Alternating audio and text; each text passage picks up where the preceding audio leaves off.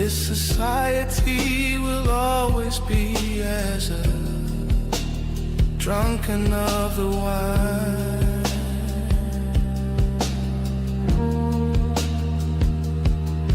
Controlling all the senses for understanding great divine.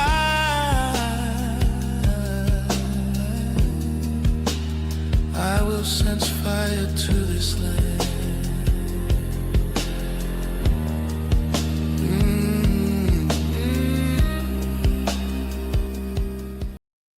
All right. Peace and blessings. This is your brother Gabar, and this is I Am Fit Podcast, Man Going God's Way edition. Peace and blessings to all that are listening. Give yourself a round of applause. All praises to the Most High God. And let me give and bring in my trusted co-host, Brother Ricky. Peace and blessings, Brother Ricky. How are we doing today, sir? Doing pretty good, Elder. Can't complain. We can't let things that, people try to throw fiery darts at us, and we got to keep it pushing. Sometimes Satan be using the people that's close to us to get at us, and you got to stay focused. Well, amen to that. Amen to that. Amen to that. So I want to come in today, right? Let me set up my thing over here because I wanted to come in today, and I'm sorry for a little late, but, sometimes, my schedule doesn't allow me to come in consistently on the same time, the same day.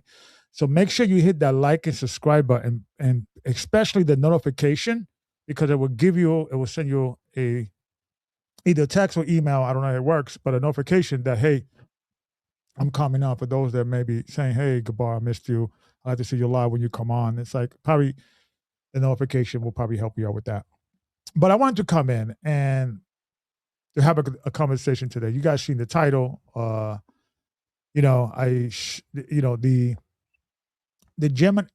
Yemenite Jews, or the Mizrahi Jews, right, as they are called.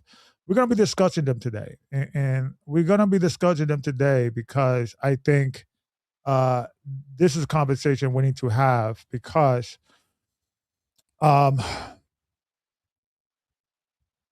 I want to, first of all, show my appreciation for Mr. Hashtag Deuteronomy's 8:18 blessing. Because him and I will be going back and forth for the most part. I don't know who he is.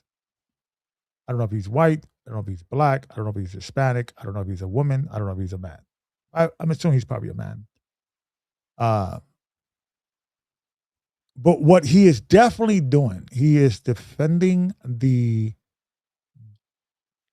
European Jewish narrative. They are Jews, that Jews are spread throughout the corners of the world. There's a debate, but for the most part, most people know where the Jews are at. The lost tribe of Israel. There's debate, but he's going to always defend the status quo. So I appreciate him. I appreciate him for whatever it is I said, whatever video trigger him to encourage him to write something down, right? I want to commend that, whatever that is, because it's opening up that door, or it's going back and forth with a dialect in regards of, or a debate in regards of where the tribe of Israel, what is out there in regards of who are the tribe of Israel, who is not the tribe of Israel. So I appreciate him getting triggered or feeling that I'm wrong, because then I use his argument to bring context. So you're bringing me more context, so that's why I want to appreciate you, brother, whoever you are. I don't know your name. You know my name, Gabar. Also my birth name, Carlos Rodriguez. I have said this 1,000 times. I don't know your name. So since you are kind of representing the status quo, I was thinking about maybe just calling you Bob. Now, if you want to give me your name, you can put your name on the comment section. I could address you for that, okay? Because hashtag Deuteronomy 8:18 blessings is kind of like a long title, so I don't know your name. So I'm gonna just say, I'm gonna say Bob. That's your name, Bob. I'm going to refer you to Bob until you give me another name, okay? Because that title's too long, and I was thinking about Rosenberg, you know, because he's also defending kind of like the Jewish perspective, so he could be that too. I don't know, but I'm just going to go Bob. I'm just going to go Bob for now. Whoever Bob is, I want to thank you, and I appreciate what you're doing, and it is the reason why I want to have a conversation, and why I believe. Hold on, let me just go here, and let me go here. Okay, so for those that may not know or understand what I'm talking about, let me go into who is Bob. So Bob is a gentleman, or the gentleman who I call Bob, is a gentleman that usually comments. You know, in the last few months, I have seen some few comments of him, specifically when I'm addressing the 12th tribe of Israel. And I think this conversation started specifically when I was I think 3 shows back or 4 shows back, when I was talking about the 12th tribe chart. Should we throw it away? Is there any legitimacy to it? And I did a show about that. And you guys could see that about the 12 tribe chart, because I think they have the both chart verses, because I know GOCC has a little different variation and so forth, so on. So I was just discussing about that. This gentleman, Bob, now who I call Bob, actually was, he, I guess, was trigger enough to say, hey, that chart is no sense. There's no truth to it, blah, blah, blah, throw it away. It's pseudo to even think about it. It's ridiculous, right? And he even said it would be ridiculous that a guy from the Bronx, Carlos, will be able to figure it out, right? So I appreciate, because there's one thing about speaking your mind in the shadows versus speaking your mind in public, right? When you're in the shadows, you can speak your mind and stuff with someone, and it also exposes how they feel about us. Like, there's no way we could figure that out, because we're too stupid, we're too uneducated. So I appreciate the way he communicates, because I have seen these type of rhetoric from other Europeans. So that's why I want to call him Bob. All right, but he may be a Rosenberg, who knows? But I'm going to read this comment, because he commented on the previous channel, the previous text, or the previous show that I did. And he's commenting a lot now, so I want to use his context to educate the audience. So, Brother Rick, if you don't mind, let's read for those that may, I know the letter's a little small, but let's read a little bit. And I'm going to address all points. So I want to address the first part about, because he addressed, I think, 3 points in this email, right?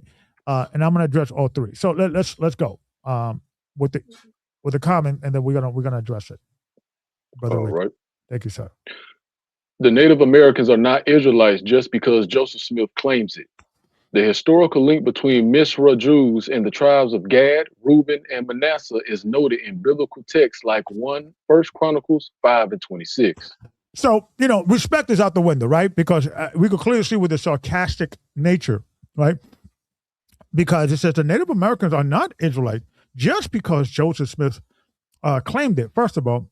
And this is why I called him Bob, because the Bob mentality, I'm just throwing that name out there, European mentality, is going back to that these young Negroes, these young, Puerto Rocks, and these young, Black and Hispanics think they're scholarship. He's not a scholar, but Bob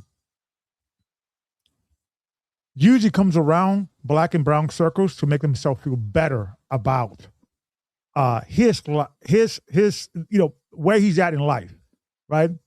And the reason why I'm saying this, and this is why respect is out the window, and I'm going to psychoanalyze this guy as much as possible, because think about it. Joseph Smith was not the conversation. All the archaeology, the books, and the reference and the sources that I was bringing out, it was before Joseph Smith was even alive. I mean, Joseph Smith came around the 18th century, 1800, 18 something. We're talking about the 17, the 16, the 14. We're not talking about Joseph Smith, but he had to throw in that because why? Sarcasm, right? That's the way these Bobs operate when they're among us, right? They'll throw some sarcastic thing, right? Because we believe that the reason why we believe that the 10 tribes are here is because Joseph Smith said so. This racist Joseph Smith that believed that my dark skin is a reflection of my sin.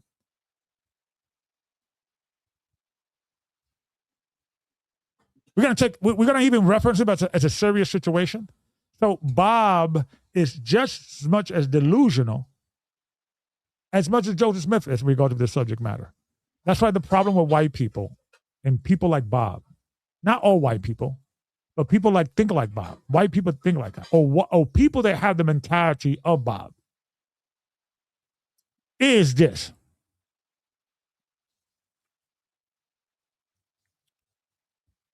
Protect the status quo, because if we attack the status quo too much, it will all just crumbling down. So they now, because now black and brown people are waking up and say, hold on, Bob, that didn't sound right. Now Bob is feel threatened by us. That's why he's commenting on us. Because if we would not bring in anything of significance, Bob would even be ignoring us or not even taking us seriously. So let's first start with that in regards of that respect is out the window, but I want to psychoanalyze why he's approaching us this way. Right? Historical link between Mizrahi Jews, we're gonna go into that, and the tribes of Gad, Reuben, and Manasseh is noted in biblical texts like 1 Chronicles 5 and 26. So let's go there, right? Let's go to 1 Chronicles chapter 5, 26. Right, because it is important to, let me see, because there's so much here. I have so many screens open. I don't know which one I should, okay, let me go here. Right. So he said, now, let's go to 1 Chronicles. Right, because he's saying, and notice the reason why he's bringing that up, because I think he's commenting on something I said in 4 hours and 36 minutes and 38 seconds, talking about the Native Americans being Israelites and the tribes and so forth. So, Gad, Manasseh, right? So he's saying you guys are not smart because they were recorded in the Bible where they went to, right? So let's go to 1 Chronicles chapter 5, right? Let me go back. Let me 1 Chronicles chapter 5. Here we go. Right? And I think it's the last verse. Yeah. Okay. Right. So let's read this real quick, Brother Rick, and then we could take it from there. 1 Chronicles 5 and 26. And the God of Israel stirred up the spirit of Pul, king of Assyria, and the spirit of Tilgath-Pilneser, king of Assyria, and he carried them away, even the Reubenites and the Gadites and the half tribe of Manasseh, and brought them unto Halah and Habar and Hara and to the river Gozan until this day. So let me see. Let me go back to, let me open this one up. Let me open another tab. Because what's the time period that he said, Brother Rick? Let me go over there. He said 4 hour, 36 minute and 38 second mark. Right. So let's go there, right, real quick to show you something. You guys show you something, right? So I want to go to my channel. Let me get there first, and this is the last one I did, and then there was. I'm sorry. I don't. That was. I'm sorry. Which one? Because this one didn't go that long. So I think he's talking about. Oh, okay. He's referencing. Let me go to the one is what's 3 or 4 hours. Okay, this one. Is it this last week went about 4.5, close to 5 hours. Last week? Hold on, Yeah. let me see. Mm-hmm. Oh, yes, it is. Yeah, okay. Last week we talked about the Bible. It was the King James. Yes, okay. Yes, that was it. Yeah. And then, so let's go there. Let's go here. This is 4 hours. What is it? 4 hour, 36 minute and 38 seconds. So probably just go 4:36 and 30. There you go. And Manasseh noted how important Montezino's account was. Right. So I think he is referring to the lost tribe of Israel being found in America, or the history of that, right? And he is saying that this historical, see, this is the craziness, right? Why these guys are biased and why they don't want to admit they're biased, right? Because it's like this. This is historical reference. We were not here.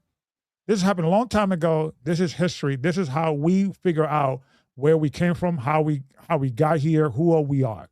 This is how we just check records and we see what people said, what people did, what language they were speaking, what culture they were following, and then we write those things down. And that's how, in the future, our generation could figure out what we were talking about, right? And before the internet, before the phone, before pictures, before cameras, before what we do now, because right now, for the most part, if I passed away, and then, 10, 20, 30, 40, 100 years from now, somebody wants to know, what is the thought of Gabar? What did he believe? What did he lived? Now we have all this video, all this data. But back in the days, all we had is someone saying something and someone recording. Someone discovering something and say, hey, this looks like this, and trying to figure out what things are and who things and where people come from, who are people, right? So he's dismissing this scholarship, this historical situation. This is all that was all wrong. And you know what? The reason why I don't respect Bob and his ideology, not necessarily respect him as an individual, but his ideology. I don't respect Bob's ideology and approach to this thing, because this is a crazy thing. If you ask most typical historians or biblical historians, specifically like Bob's theology, they're going to dismiss this scholarship. But if you ask them, okay, so can you give me the answer? So the Native Americans, the indigenous people are not the tribe of Israel. Can you give me the answer why and how this came to be? In other words, how we were able to find Hebraic artifacts in the Americas? How that James Adair got it wrong? That Manasseh ben Israel lied to us? That Duran lied to us? Give the explanation. You know what they're going to say? I don't know. But it cannot be that they are the children of Israel. That exposed their bias. Because if he would have an explanation for this, no, the reason why you're wrong is because this guy, he was found to be a liar. Here's a forgery. This is not true. This just came in. Okay, now you got something. But he totally ignored this and went to a scripture to debunk this, but did not explain the origin of this, why this exists. That's showing you pseudo scholarship, and then showing you biases scholarship. Okay? And also Elder, and also the other thing he's doing that's been not even biased, it's just idiocracy, is the fact that if he's claiming that he's Jewish and saying that this information is false about Montezuma. I don't think he's claiming to be Jewish. I think he's claiming he's defending the Jewish ideology. But he may be Jewish. He may be Jewish. I don't know who he is. Okay, well, even if he's defending it. Right. So I'm guessing that we need to throw the Jewish encyclopedia in the trash can. Because if you want to sit up here and talk trash about, Carlos, you were attempting to try to find 12 lost tribes off of a map. Well, go into the records. We could clearly that's how archaeology works. Exactly. And I guess also he got a listening problem, because you did a lesson the week beforehand about Antonio Montezuma and Montezuma. And then on top of that, if you read the Bible, since you want to bring up 1 Chronicles 5:26, how about you bring up the scripture that we brought up in 2nd Esdras last week that showed that they went through the water and went all the way around Africa, and it took them a year and a half. So just because some stayed don't mean all of them. Yeah, but what the problem with Mr. Bob is that he doesn't believe that record is legit. That's one of the things he's addressing. We're going to address that too. But to go back to what he was saying about the scholarship is this, right? about the scholarship is that even your boys in the Jewish Encyclopedia credits that Christopher Columbus read Second Ezra and accepted Second Ezra as legit, and we're gonna go into that. I don't, and so forth, so on. But you are absolutely right. You are absolutely right. So let me continue because this is important. Because I want to first read. Wait a minute. Let me go over here because let me place this all the way on top because I was okay. Perfect. So let me address. Boom. Okay. Perfect. The rest of his email because he also addressed that, right? I mean his text.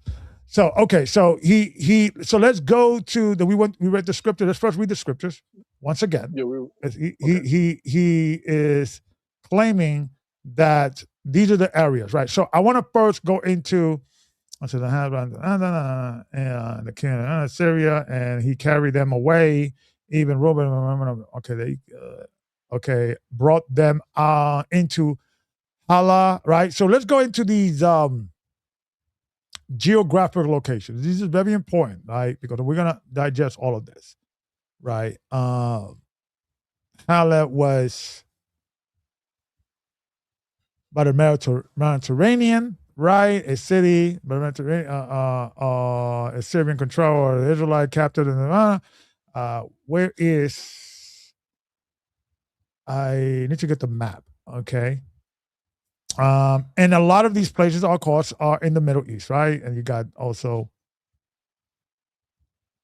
same thing. Syrian were captured in the middle of the Euphrates. Okay, remember the Euphrates, right? And so forth, so on. That the book of Ezra talks about, right? So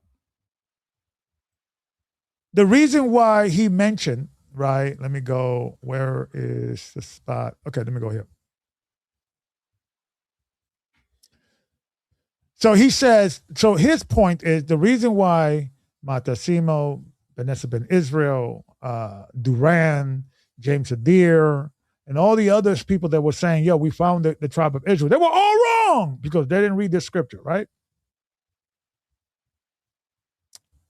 And he is saying they were all wrong, right? Although they either were lying, that's the only way. I mean, how can you get it wrong? Like, how can you get finding an artifact of a Hebraic scenario wrong? How can you get the fact that you have Christopher Columbus and others actually bringing Jewish interpreters or Hebrew interpreters to speak to the Native Americans and they were able to communicate? Were they wrong or were they lying? You need to explain that. You can't just throw that away as like, nope. In the same way, I'm going to address why you're wrong, why the Mizrahi Jews are not the lost tribe of Israel. I'm going to address it. I'm not just going to ignore it and just go somewhere else.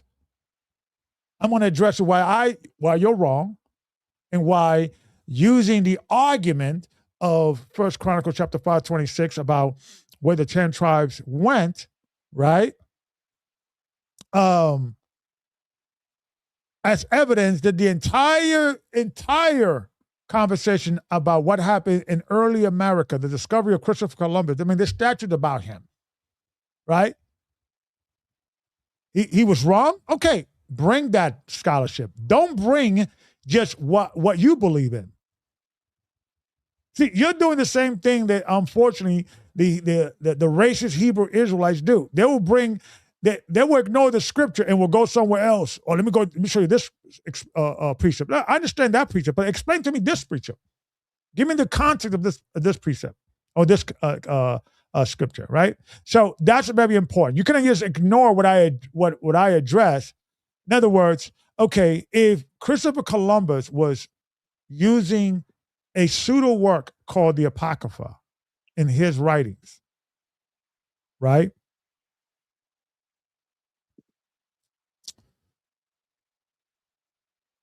And I'm not going to even do this.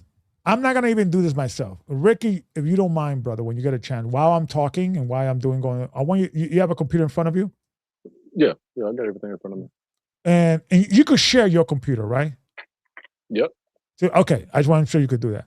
look in for me when you get a chance, and put it on the thing when you get a chance. Not right now, but in a minute when I'm doing, because I wanna go into every point.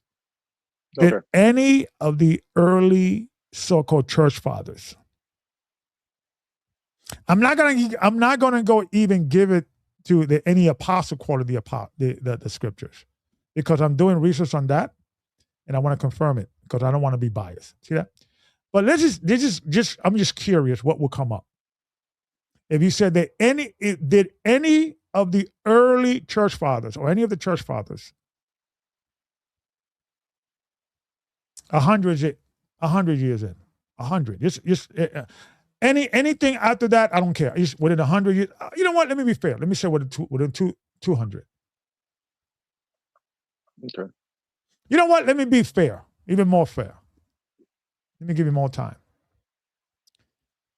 Did any from the time of Constantine? That's when, that's when the beginning, when the shift began. That the religion called Christianity became a oppressed religion, and then once Constantine converted, it kind of became more accepted, and became eventually by 380 the official religion of Rome. Right.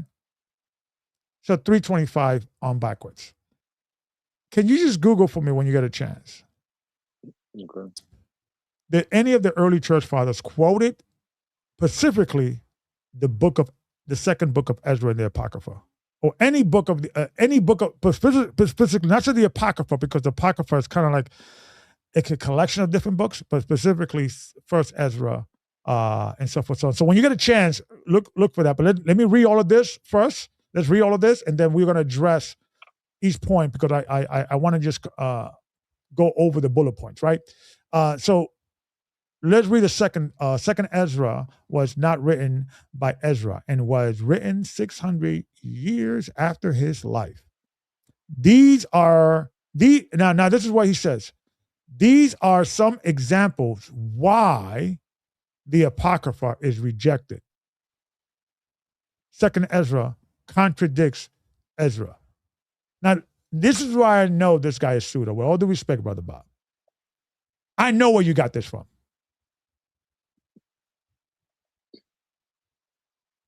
You're just quoting stuff. You're not really going into deep. All you're doing is defending the status quo, and that's easy. So let's continue reading where this so-called contradiction. Check this out. Ezra emphasizes the return from Babylonian exile and the rebuilding of the temple. Second Esdras explores apocalyptic themes and visions that pertain to the fate of Israel and the end of times. Okay, so this is one of the examples that he's bringing. Why is contradiction? It's contradicted. Keep reading. It's ironic that you criticize others for altering history while pushing your own narrative about who the real Jews are. Right. Now, hold on. Okay, go ahead. Finish your thought. Finish the reading. Engaging with history requires a commitment to facts, not just personal beliefs.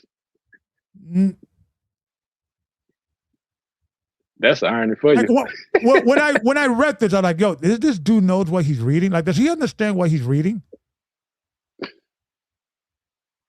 Or what he's writing, basically. Because I don't believe he read this. Like, I believe that what he says, Second Ezra was not written by Ezra, and it was written 600 years after his life. He quote that. I know where he got that from. These are some examples. These are some examples why the Apocrypha is rejected. Second Ezra contradicts Ezra. So Second Ezra in the Apocrypha contradicts Ezra in the Bible. And why is that? There's the brilliant reasoning. Second Ezra emphasized the return from Babylonian exile and the rebuilding of the temple, while the Second Ezra and the Apocrypha explore, right? What's that word? What's that? I can't pronounce that word. What's that word? Sorry. Apocalyptic. Apocalyptic. God, in Spanish is hard. Explore apocalyptic things and vision that pertain to the fate of Israel and the end of the time. Is that even Is that even anybody who has like any brain? Is that even contradiction? Is that even a contradiction subject? That's why I know he got this from somewhere else. This is not his own thought. Because if he had critical thinking skill, he would like, this doesn't sound contradiction. Let me find another example. Let me go to another website.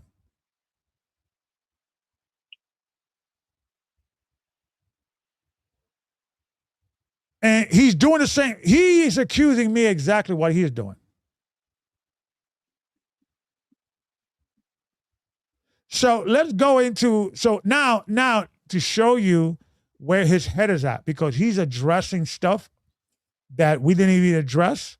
He's all over the place, and he's giving the same white supremacist nonsense or Jewish answer, because this is what Jewish people go to about skin color. Read the last paragraph, Brother Ricky. The Nubians and Kingdom of Cush were black. Jeremiah distinguished the difference in skin color between the Israelites. Jeremiah 13:23. That I heard a rabbi say that. Well, the Jews, they were kind of dark, but they were not black, because they go to Jeremiah 13:2. Can an Ethiopian change his spot, or a Cushite change his?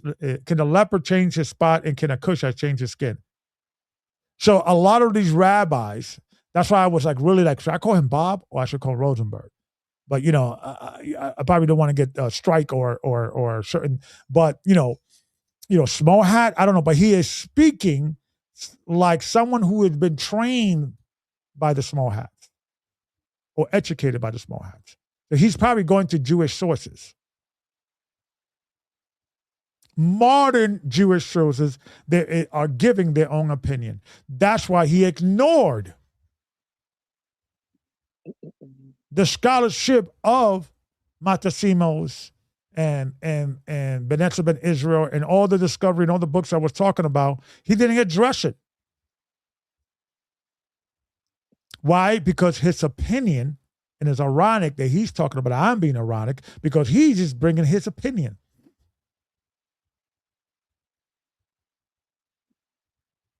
So we're going to address all of this. So I'm going to show you guys this map here, right? And Brother Rick, you want to say something? No, I was just asking, did you want me to show what they brought up far as the church fathers? Oh, yes. You know what? No, hold that for now. Hold that for now, because I want to bring that out. Okay. Don't tell us that. So all right. That, right? All right. And also, Brother Rick, if you could also ask, what was the method that the European church or whatever, the church used to canonize a book or reject a book? What was the method, right? And so forth, so on.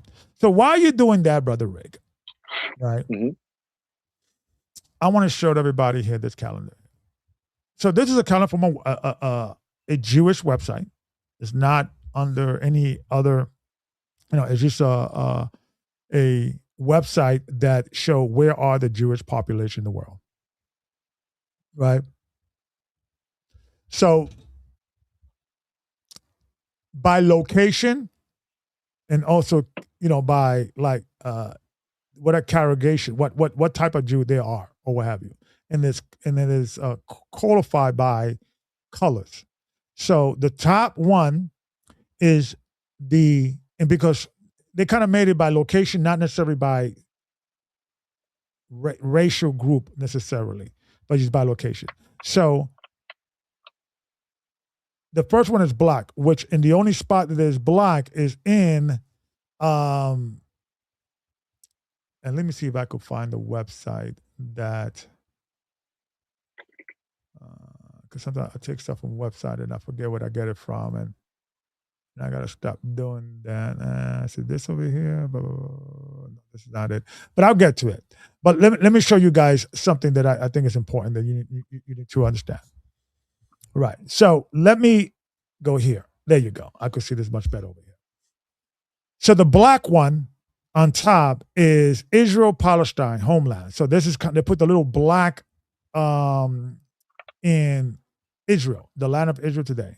Then you got the second one is blue, Ashkenazi Jewish. So Ashkenazi Jewish and Jewish Palestinian homeland of the Jews, they are the same. Okay, I don't want to say they're the same racial group because within Israel you have all the different sects for the most part. But the majority ones that are in the leadership position are the Ashkenazi Jews. Then, and you can see that in America, Canada, Australia, even South Africa, down to over there in Russia, they're all over the place. Then you have Sephardic Jews. These are what you call the Spanish Jews, or the Jews that were in Spain. And you can see where they're at. They're in Spain. They're in Morocco. They're in like North Part. I don't know what that's like in the Black Sea, so forth, so on. And you got the Mizrahi Jews. That's the Jews in which this gentleman, Bob, which I'm going to call Bob, mentioned. You can see they're in green. So they're like in the Middle East. You guys see that? Right? And then you got areas where there is a mixture of two. So below that, you have Sephardic and Ashkenazi. They're in North Africa. You see where they're at? All in North Africa. Okay. Then on that, you have the green and blue Mizrahi Jews and Ashkenazi Jews. In where are they? In the green and blue. Where are the green and blue? Where are you? Oh, they're like over in a little spot over there. I don't know where that country is. It's up there like in like Russia. Okay. Then you have I can't even see that. Persian Jews, I think. Yeah. Right. And then Ethiopian, Italian, these are basically Indian Jews in the green, the Jews in India, that's the green spot, okay, and so forth, so on. And this is the funny thing, is that Bob totally ignored the conversation that I had about, or the conversation in regards of, let me see if I could get these people here. Hold on.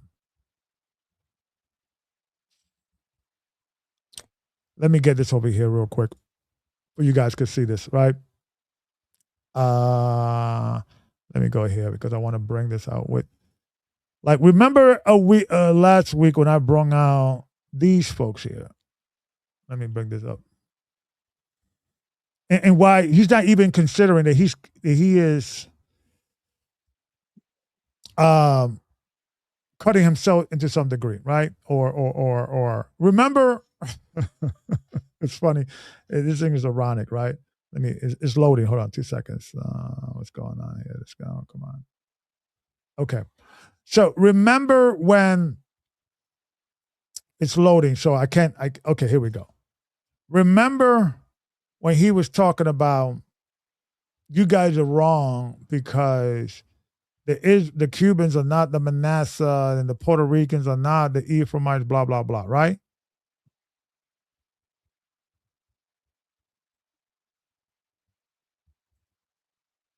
What it says over here about Manasseh?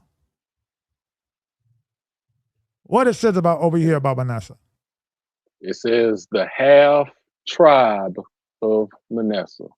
So where is the other half? See, there's a reason why these dudes are biased, bro.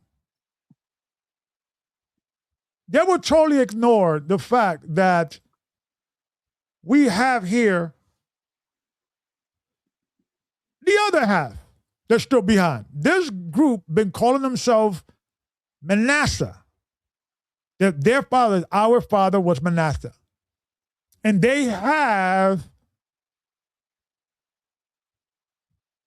oral history, they have archaeology history to back them up. Meaning there's been a group being recorded in that same area saying that we are from the tribe of Manasseh. Manasseh is our father.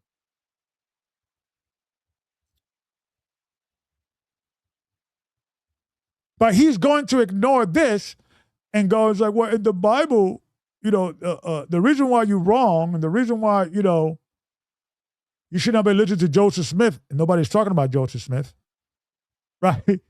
It's because it's ironic. I'm giving my own opinion and not facts, as if it's a universal fact that these people supposed to be the lost tribe of the house of Israel, the Mizrahi Jews, the Yemenite Jews, and so forth, so on. Right? So we're going to address all these points today. Right? So the first point is, when you Google it up, right, that's why I like to use mainstream sources, their own sources.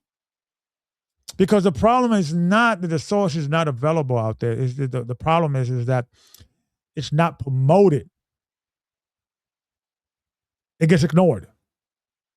In the same way, like Mr. Bob just simply ignored all those books and all those archaeologists, and if they and meaning ignoring it from this perspective, or not ignoring it from this perspective. You don't have to agree with it, but then you have to give a reasoning why all these things were discovered in early America about the tribe of Israel.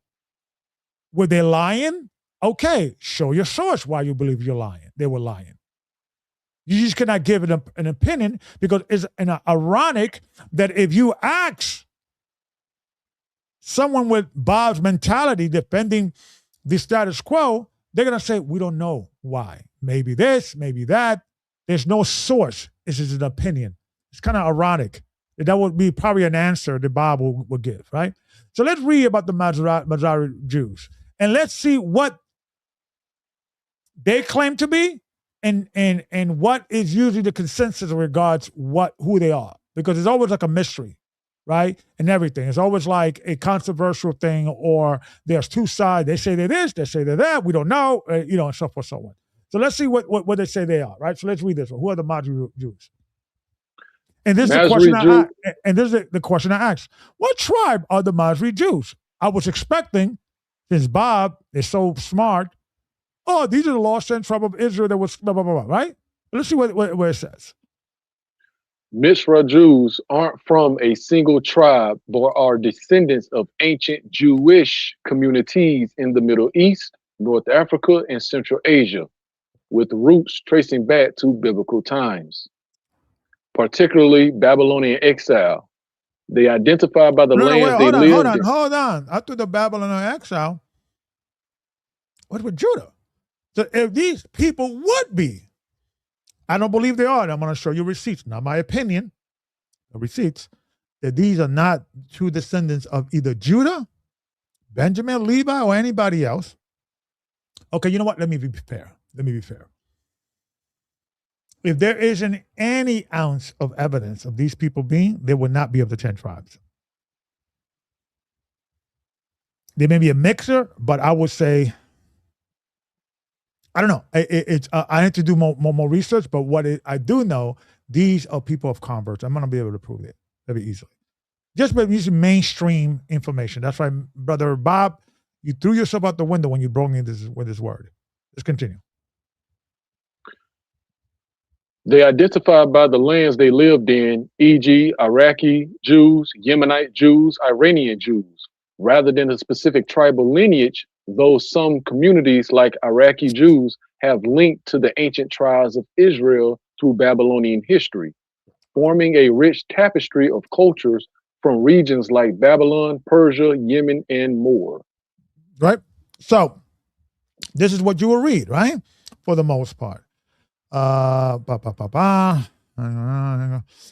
this is basically what it is, right? Let me go to another spot about,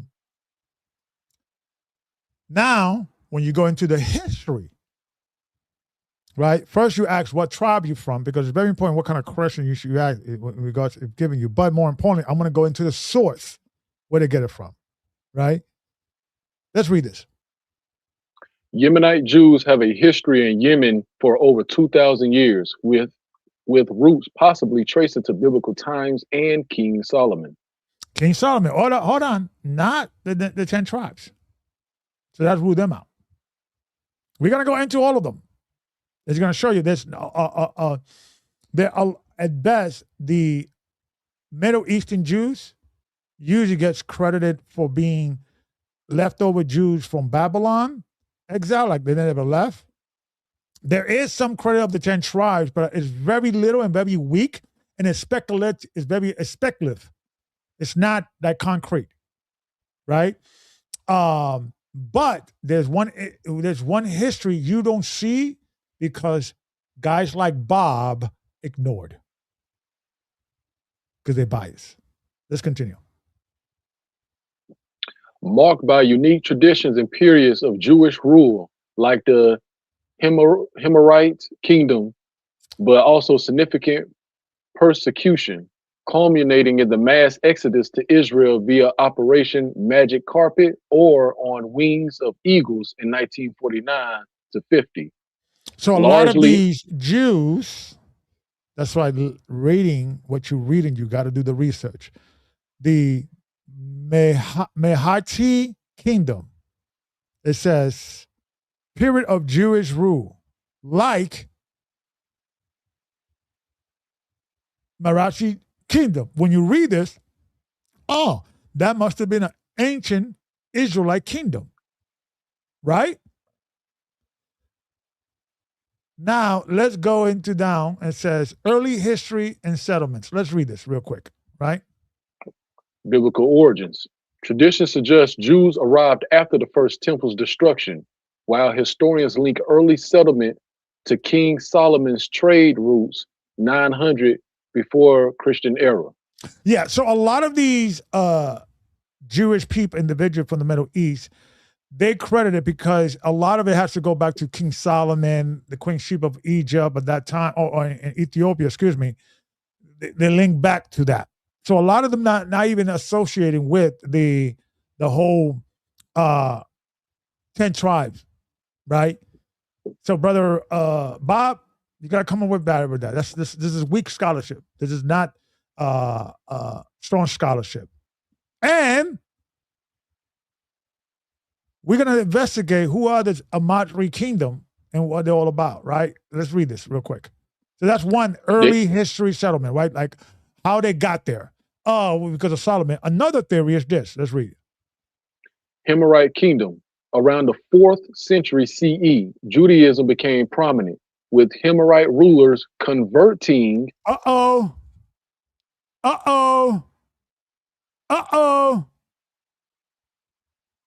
I notice you, and this is what people like Bob do. They come across as, no, this is a universal understanding. You're not dealing with facts. You're dealing with opinion. And what he does, by default, he will disclose certain facts that goes against his scenario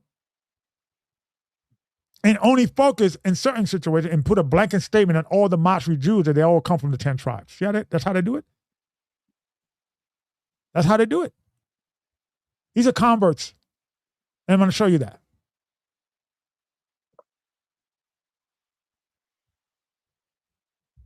Let's continue reading. With Himmerite rulers converting, leading to a Jewish ruled kingdom until Christian Ethiopian invasion in 525 CE. That's what we have to. We're too preoccupied with the Khazarian conversion. And I understand this because these Khazars are now kind of, running the Israel lobby, right? Pretty much in America, right? We all understand all that, right? But we forget there are Middle Eastern conversion too, going back, and they got the history. So you know how you got the Saudi Arabian family that's supposed to be Jewish secretly? I got their convert history. I'm doing some research on that. They're part of this. They're all part of this. They're all part of this. Let's continue reading. By the 3rd century CE, Jewish presence was well documented, with synagogues built under Himmerite kings. The same thing that happened to the Khazars. The same thing. They converted, they established synagogues, and then years later, you have these guys like, oh, look, this guy was Jewish. So when you're reading like a Jewish kingdom, you have to find out these are ethnic Jews or religious Jews converts, because they're not going to volunteer that information all the time. And you may assume that you're just talking about ethnic Jews.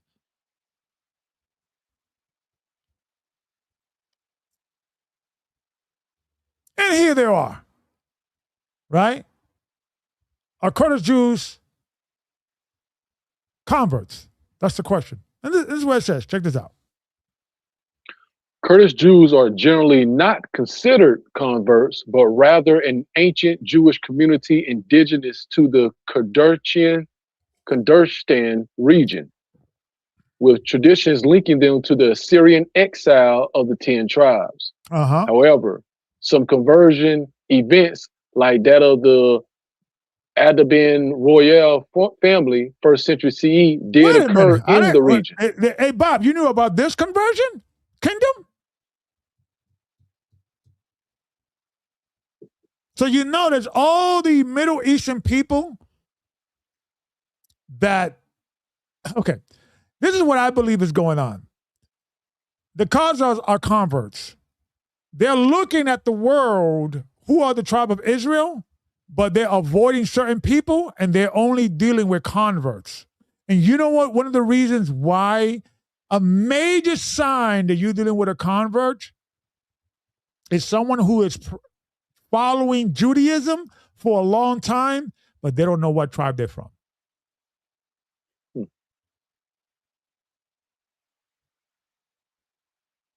So let's read this real quick.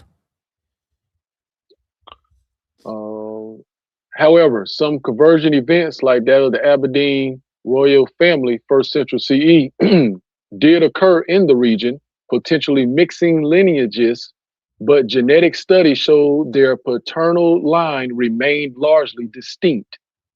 They are Mizrahi Jews. I'm gonna challenge that too. That's bullcrap too. That's bullcrap. They are the same. Listen, all Mizrahi Jews, Kurdish Jews, they are the same people of the. See, what you need to understand is that all other countries are having the same type of conversation, and like in India, I'm not talking about the Ben Manasseh Jews who are claiming to be from the tribe of Manasseh. The other half who was not taken, the half tribe of Manasseh, remember Bob? We found them. But you ignored them because you're promoting the what? The white supremacist agenda. Now, for the record, Netanyahu and his boys in Israel, right, they are bringing back some of these Jews. Some of them are converts. Some of them are they're also dealing with these common questions as well. But they are not converting, or they are forcing certain ones to convert to their version of Judaism because they really don't want them, because it becomes a problem. So they will usually go with what I consider Jews that are Jews by religion, not by tribe or authentic history. And I don't think Netanyahu and the Jewish community want the real Jews to be up there or be accepted because, and especially like the Jews in Igbo and Shanti, because a lot of them are saying, not only we're the Jews, you're not the real Jew. And that's the problem. A lot of these other groups, like the Jews in Ethiopia, the Jews in Yemen, they're saying, we're Jews too, my brother. That's a difference because they're converts. And I'm also saying a lot of I'm doing more research on the Ethiopian Jews because there's some legitimate stuff there that there may be a lot of Israelite Jews there, but I'm still questioning that. But regardless whether they are or not, because a good example, Ben Manasseh, the group that I was talking about, they were accepted by Israel. There's pictures out there with Netanyahu posing with these brothers. The other half of Manasseh. But I believe that they are picking and choosing which one, the ones that are more passive, less combative.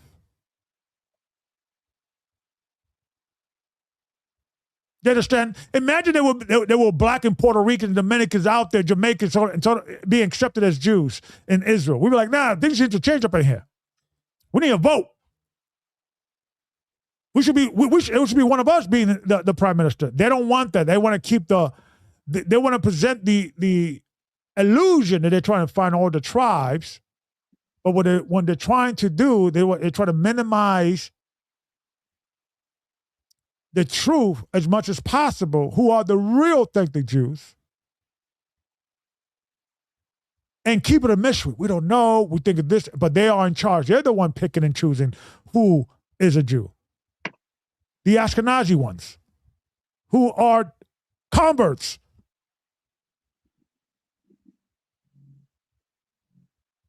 Right? So let's continue. All right. Let's continue.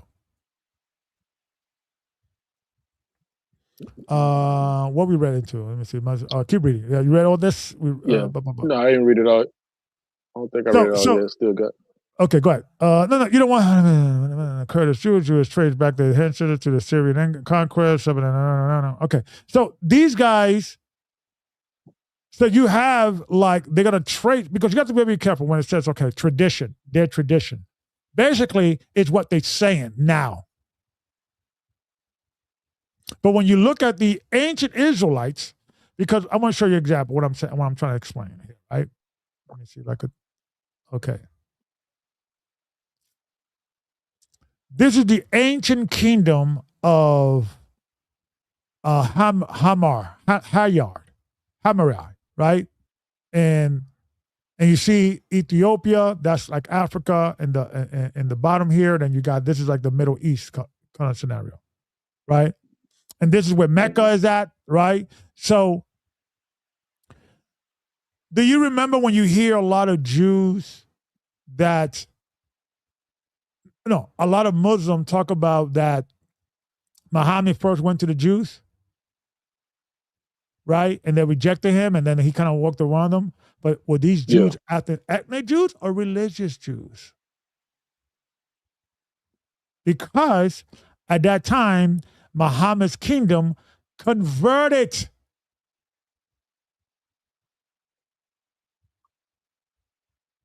Back in the when did it convert? Hold on, let me get the list.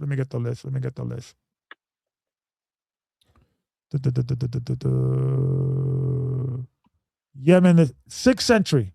That's interesting. Around the same time. So during that time, it was a Jewish kingdom through conversion, not bloodline. I think the history was it was like the king had a Jewish doctor or a Jew who was a physician, and he healed his family. And he was like a very wise rabbi, but he had like healing remedies or something. And he gave it to them. That's kind of like what became a scenario. But we need to do the research because this is when did the Khazars? Let's go down here to kind of give you a timeline, right? These are all the kingdom. Because I asked, can you give me a list of ancient kingdoms converting to Judaism? So let's see what it says here.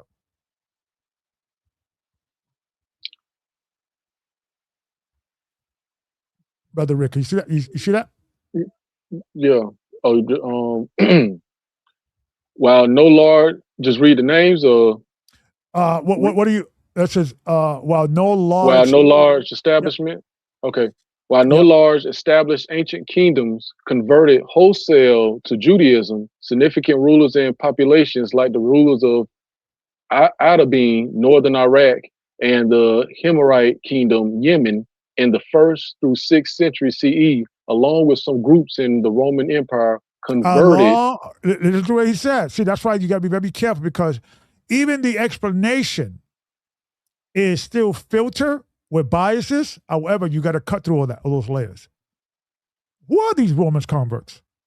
Would he be talking about the Uncleus family?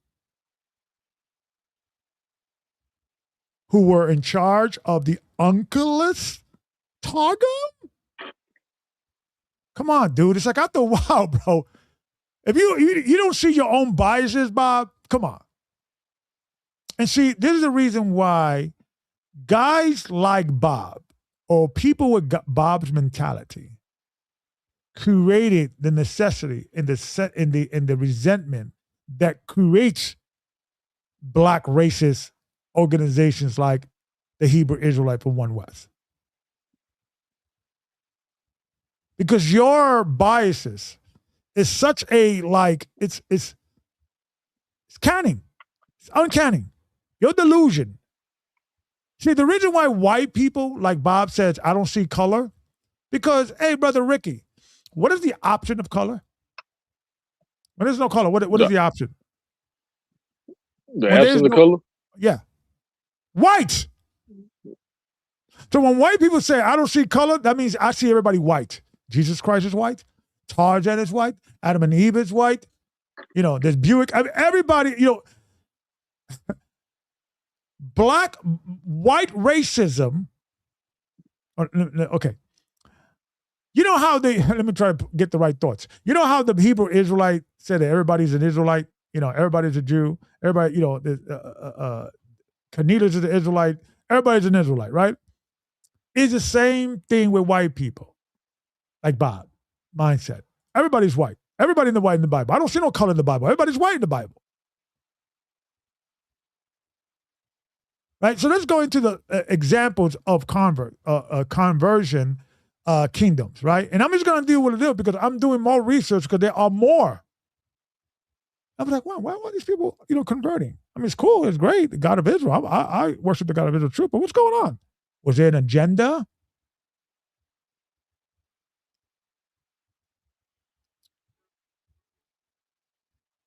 Let's read. Adabin, 1st century CE. Queen Helena and her sons, King Azatis, Bar Monobaz, and Monobaz II, converted to Judaism from Mid-Eastern religion, bringing many of their people with them. And that's the reason why a lot of these scenarios it is controlled by the small hats. That's why they got to verbalize a certain kind of way. And it is what you put, what it is promote, because a lot of people don't know about this. I read about Queen Hela converting years ago, and I just like, okay, that's great. You know, I'll put that in my database. But when I began to research a little more, I was like, wait a minute.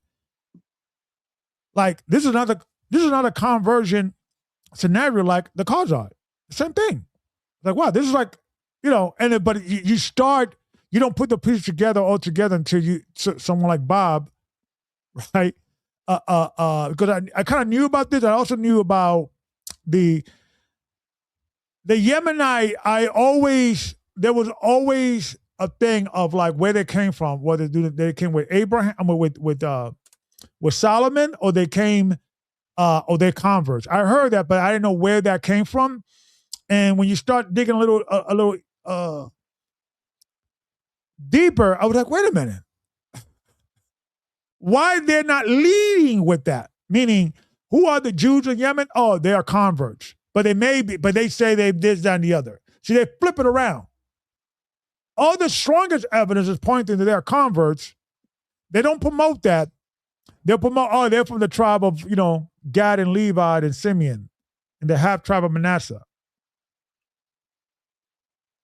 But when you actually go to scholarship, none of the scholarship associate in a strong, heavy way that they are the tribe of Israel. They don't know what tribe they're from. That's a major indicator. And brother, let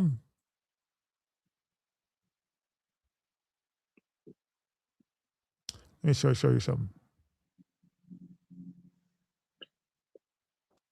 And also, Elder, if you go into AI review, it says that the Aberdeen royal family were famous in the 1st century CE for converting to Judaism and their close ties to Jerusalem. So everybody knew that they was converting. So it was widespread over there. Right. But over here in the West is what they promote. And see, that it wasn't because of them we know about the Khazarian conversion. It wasn't because I learned that in high school and college right? It's because of us bringing it out, and then now they have to address it. Right. But what do you notice about these guys? The similarities. Their very cultural impression of Judaism, and I'm doing more research on this to verify it, because there's different theories, shows you what kind of Judaism they converted, right? But we're going to go back to that later. Look at the Silaks. Was the Silak a universal practice in first century? Or were there a certain sect of Jews? Proven, it's like this, right? If you come from a sect of Jews that you can't cut your hair, but I come from a sect of Jews, you can cut your hair.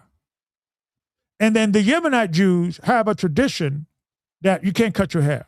What sect of Judaism do you think they came from? From my sect of Judaism or your sect of Judaism, Brother Ricky?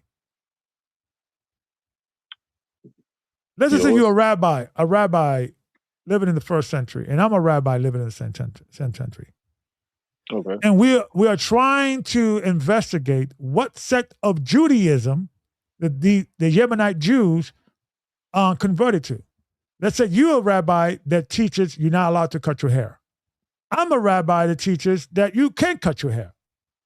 And then you look at the Yemenite Jews, and they have the tradition that you cannot cut your silak, right? Which sect of rabbinical teaching do you think they came from if they have the tradition that, in this hypothetical, that is your teachings, because you're the rabbi that teach you're not allowed to cut your hair. I'm the rabbi that teach you could cut your hair. We existed thousands of years ago, right? Right. And now we're trying to figure out which one of the two rabbis these modern Jewish people practicing Judaism converted to. Most likely it's going to be yours, right? Because you're the rabbi who teaches don't cut your hair, the silak, right? Correct. Yeah. Okay. I just want to leave that there, right? And I'll come back to it. So, all right. So let me show you guys something, right? So let's go into the, they converted, of course, the Khazarian converting, Central Asian in 8th and 9th century, semi-nomadic Turkish people, many Khazars, including the king Boan, embraces Judaism, right? So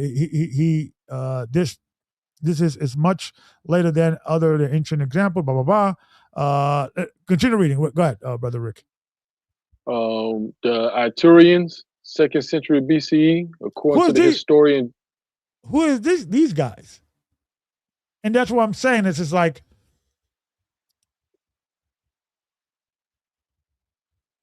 one of the ways to figure out who are the Israelites, or a better way to figure out, a more sure way, if there's an area or a region when you do not have an ancient kingdom converting to Judaism. So, like, for instance,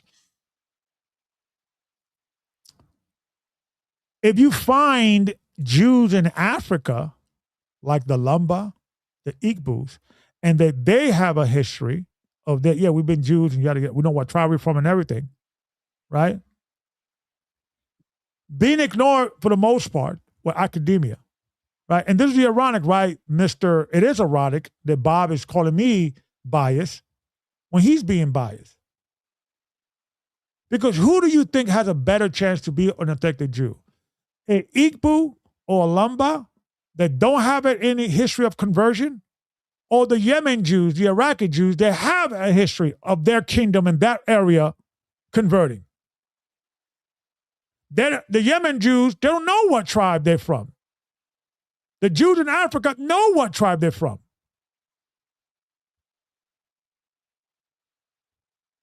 It's racism, but let's continue. According to the historian Josephus, these people in Lebanon, Syria, were conquered and converted by the Hasmonean ruler Aristobulus I. Okay, and this is also talking about the Maccabees. Because they converted. The Idumeans were not the only ones that converted.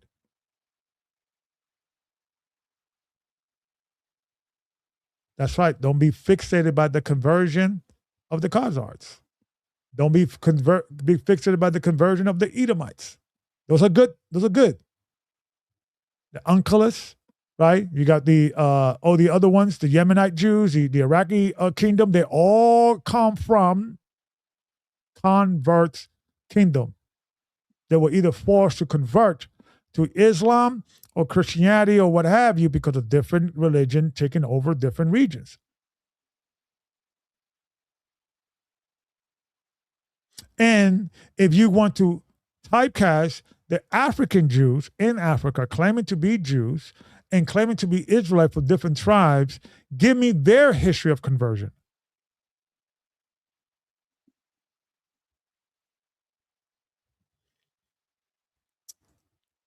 You want me to read that last part at the bottom? No, that's fine. That's fine. That's fine. Okay. Let's see what if there's any. During the Roman Empire, many in the okay, yeah, you know what? Let's read that. Yeah. Let me go back. Boop. That's good. During, let me see what else is it. Okay. Yeah, go ahead. During the Roman Empire, many individuals converted to Judaism, including figures mentioned in the Bible's books of Acts, and Roman soldiers were famously converted. You racist Israelites. Stop with the pseudo. See, one of the ways that you know that someone is not biased is when you could criticize your own group. So, Brother Bob, I'm going to say something positive about white people, and you say something positive about us. If someone cannot do that, that shows that they're biased. Right? So I'm going to think about something when I can't think of it right now. I mean, I like rock music. I don't know. I like what's white. I got white friends. I mean, I like them. I mean, I'm trying to think, and because even rock music kind of came from us. But I'll think of something. There's things I like about white people. I just got to think about it. You just give me a minute, right? I just got to give me a minute, right? But let's continue. Famous soldiers, right? Anything else? Famously converted by Onkelos, a nephew of Emperor Hadrian, showing Judaism's appeal beyond its traditional homeland. They didn't have kids.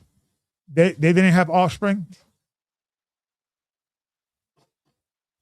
Matter there's a rabbi. There was a video I thought I saved. He said that the majority of the writers of the Talmud are converts. He said that.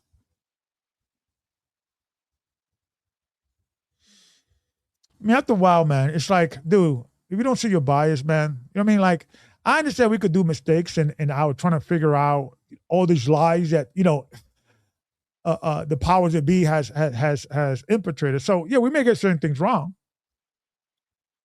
But we're not dealing with actual facts. And we're dealing with truths that are literally dangerous. Politically can turn certain things upside down. If people begin to really discover in a massive way, like these people are converts and they've been lying to the people, everything's going to crumble down, right? But let's more, right? Let's go here, right? In regards of the converts, right? All right. This article. Yeah, no, you know what? Let's just go converts, nations, groups, or tribes. Let's go here. There's more. It gives you more. Let's go. Conversions throughout the Babylonian, Persian, Hellenistic, and Roman Empire periods. Actual numbers and extent of proselytization disputed. Proselyte, a term which initially referred to a Hellenistic converts to Judaism. Idumeans, Edom, 2nd century BCE, conquered and converted. Iteranians, Lebanon and Syria, 2nd century BCE, who, according to Josephus, were conquered and converted by Aristobulus. See, and this is the reason why I'm coming hard in this. Because although academia is ignoring these converts, and the reason why they're ignoring because we have to bring it out. We have to bring it out, and it has to become an algorithm thing that everybody's talking about it for some dude to talk about it and to actually address it because now it's out. That's like their trick. That's the trick, but they just ignore it. Because if we're not addressing, they're not going to address it. They're not going to volunteer that information. And the information is out there, and that's what's the ironic thing. It's out there. They're not hiding it. They're just not promoting it. Let's continue.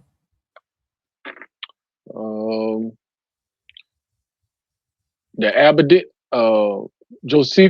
Josephus were conquered and converted by Aristobulus I, Ada being northern Iraq, 1st century. So Helena, the Iraqi Jews. So none of them could be Iraqi Jews. These converts, they don't know what tribe they're from.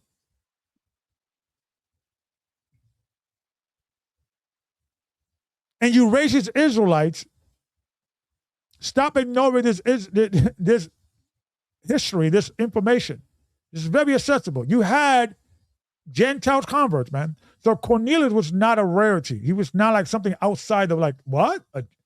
He was a rarity because Jesus Christ told the Jews not to go into the Gentiles, but go rather into the lordship of the house of Israel, because that sect of Judaism, or that sect of belief in the Abrahamic faith, was only exclusive until God opened the doors to the Gentiles through Cornelius. That had to be understood. That's all. That's why it says, in one sense, Cornelius had a good reputation with the Jews, because you had converts converted to Judaism. But within Christendom, the body of Christ, they still were under the command of Christ, says only go into the lordship of the house of Israel.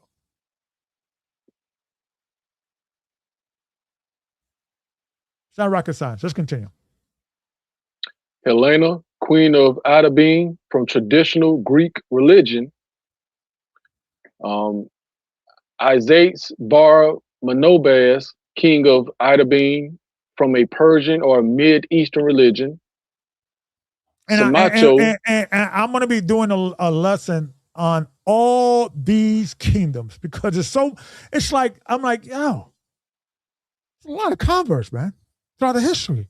The Judaism. And not only did they convert it like, oh, this is my personal religion, they kind of made it a state religion, so to speak, because the term state religion was not a thing back then. There was no separation between church and state.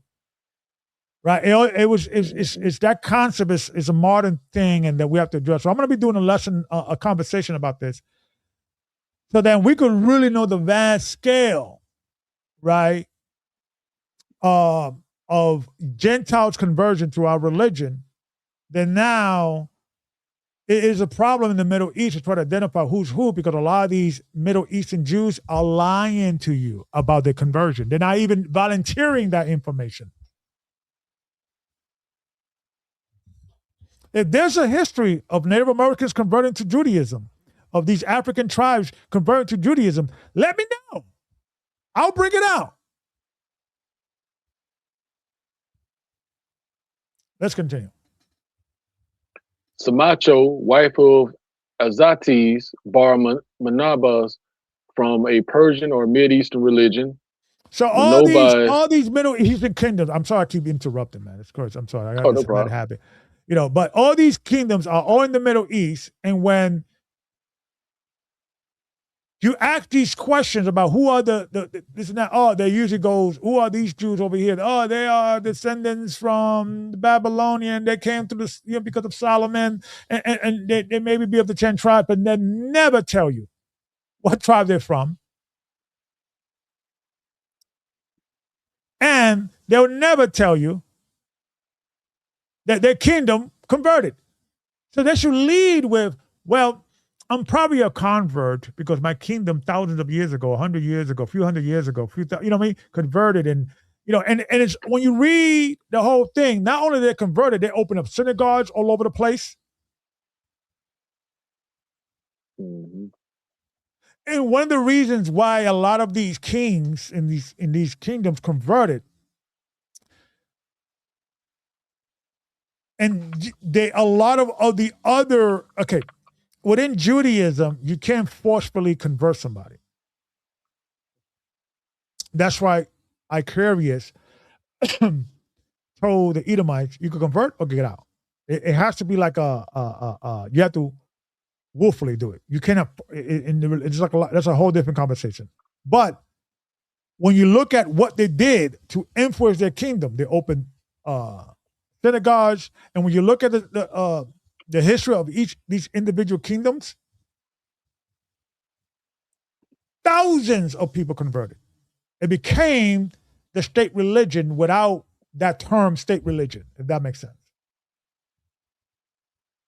Yep. Because when a kingdom converts to a certain religion, everybody's like, okay, this is the new God. This is it. This is the new national God. Now, you may have some people like, no, I like this God. Yeah, that's going to happen too. But for the most part, like, yo, we're going to roll. So the Iraqi Jews, they're not going to volunteer this information. The Yemenite Jews, they're not going to volunteer the information. They're gonna go with the norm, the tradition.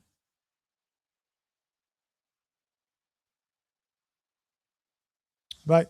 So let's see this more here, and we could go on for this. Right now, I want to address what else did this guy address? The second Ezra. Okay, so let's go to the second Ezra conversation, right? Because I want to bring this out. Brother Ricky, can you please show us, did any of the early church fathers, what they thought about the Apocrypha, specifically the book of Ezra? What say you, sir? Let me pull it up. Wrong one.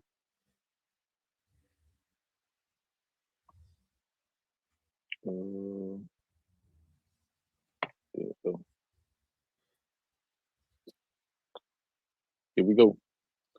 Okay. Yes. Wait, hold on. Let me remove this one and add. This is yours. Okay, that's correct. That's what you want to show the people? Yeah, that's it. Okay. Yes, Ambrose of Milan, a prominent church father in the post 325 AD era, widely cited and used the book of Second Esdras, also known as Fourth Esdras in some traditions. While the book was not universally accepted into the main European Christian canons, several fathers cited it for its edifying content, apocalyptic themes, and messianic references. Do they give you some names of the people that quoted, like some of the bishop? Is there any names? Yeah, we got Ambrose of Milan, Augustine of Hippo, Jerome, the translator of the Latin Vulgate, and then that's not a person, but it was, let me see, Gemini Jews, evidence that suggests the well, it's funny though, at the bottom it says the book continues to be considered canonical in the Ethiopian and Russian Orthodox churches. Yeah. Go ahead. Finish your thought. Go ahead. Which the oldest Bible we can find on earth was written in Ge'ez, which is Ethiopian. And then the Russians, not too long ago, just opened up their vaults to show that the church, that the people of the Bible were dark skinned. So the people that could accept it know the truth and have the truth. There is a thing. Is there a particular? Because I know, what's his name? He quoted that there was a quote specifically. And you know what year? Year. Okay, let me look this up because I think I found something. I was trying to get it. Did any of the church fathers quoted Second Ezra of the Apocrypha? Yes, Second Ezra of the Apocrypha, the church father specifically. Yeah, let's read this real quick because there we go. This is the one I'm looking for. Because it gives you. You want me to stop sharing? Yeah. Is anything you want to also read? I'm sorry. No. That was it. Just the basic, because it does. About so it. This is the reason why. That's why I want to kind of know Bob's religion and Bob's points of view, because this is the whole thing, right? Let me show you guys this real quick, right? Right. So let's read this real quick because this one actually quotes different people who actually quoted, right? So let's read this real quick. Yes, several church fathers, particularly in the East, quoted from what is known as Second Esdras, also Fourth Ezra, or Apocalypse of Ezra, with figures like Clement of Alexandria, Origen, and even Jerome, who included it in the Vulgate appendix, referencing it, though its canonical status varied, with some viewing it as scripture and others as apocryphal or historical. So this is a whole thing with that. Yeah, because even now it's very important to understand what we're reading. AI is biased. AI is biased on the status quo, protecting the status quo. So when you ask it a question, it's asking it from a perspective that it's still defending its status quo. So here you have Claremont, and to kind of go a summary, examples of usage by the church fathers. Claremont. Now, who was Claremont's teacher? Anybody knows? Who was his apostle? Who was the one that baptized him? The apostle Peter. So Claremont was taught by Peter. And Brother Ricky, if you could look it up to confirm that. But he got that wrong. Claremont claimed to have the Holy Spirit. We could find areas where Claremont was a powerful brother, a powerful teacher. He was going against the church of Corinth. Because that church of Corinth, man, was always having issues. He was wrong now. Because some white guys like Bob, thousands of years later, are like, the book of the Apocrypha is incorrect. But yet,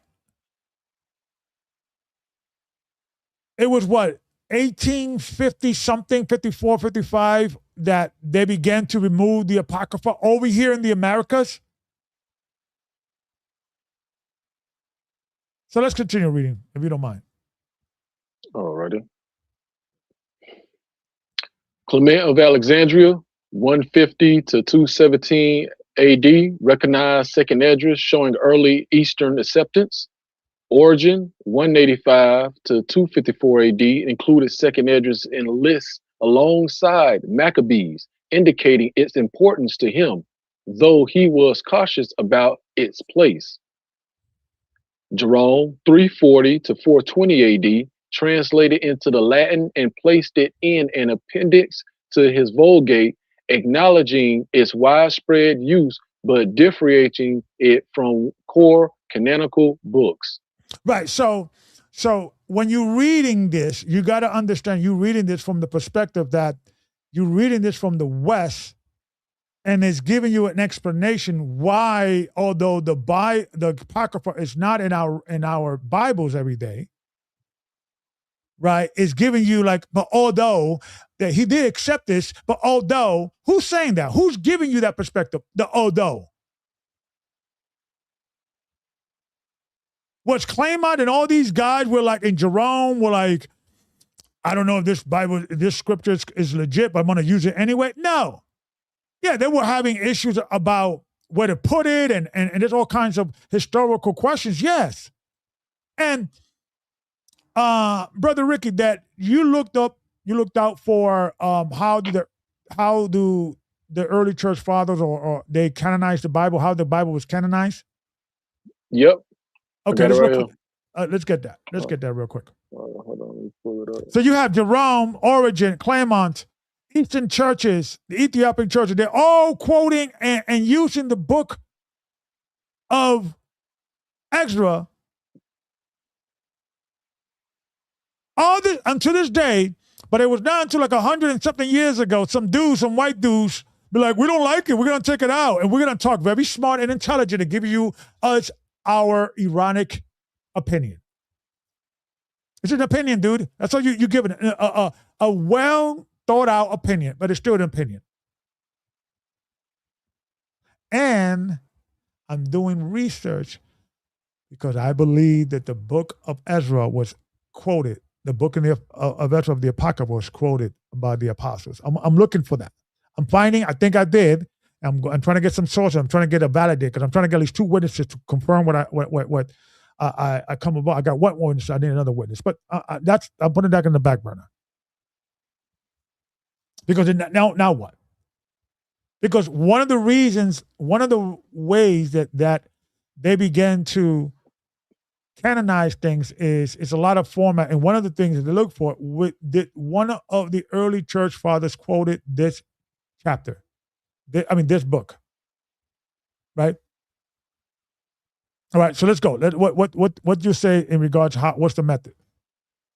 Says the European Church canonized the Bible's books using criteria like apostolic origin, ensuring books were written by or linked to apostles, orthodox content, checking for doctrinal consistency with accepted teachings, and widespread. Stop right there. Accepted teachings.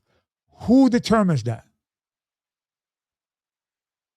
So a lot of it was political. It wasn't like that. See, there's a problem with white people like Bob. White people like Bob want to pretend that white people are not biased, and then the ancient white people did not do things out of an agenda type of situation. It was always like organic and in good faith. And that's the problem. Like people, white people like Bob is never going to, or white thinking or Western thinking people like Bob are not going to look at of the reality that Romans took over this religion. They made it their own. They decided to take out things and put things out, not because they were good men. The total opposite is because they were evil men. There were these Roman, if you have to read how the Romans used to view themselves versus the world. They thought they were divine. They were divinely, their rulership was divine, meaning that the gods wanted them to rule, that they are the representation here of the gods. So when they turned over into Christianity, they took the same thing. What they used to do before, Romanizing gods, meaning they'll take a god from Egypt or a god from Syria or god from whatever, and they're Romanizing. Well, then they'll take out any Egyptian garments or the depiction, and they put him with a white guy with some white dude with a beard, and okay, this is the new image of this god. But whatever, he didn't look that way in Egypt. This was a practice that the Romans used to do.